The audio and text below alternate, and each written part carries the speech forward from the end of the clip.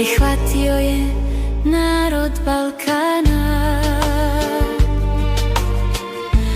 I sve dobro što si doneo ostaje s nama.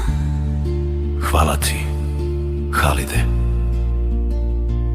što si nas opet podsjetio kako je to biti čovjek iz stare Juge, gdje smo se družili, pevali, voleli i bili ljudi bez razlike.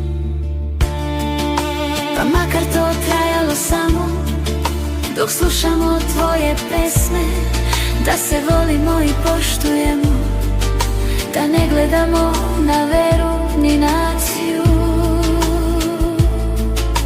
već na to da li si dobar čovjek. živi u svima nama. Za slogu, za ljubav,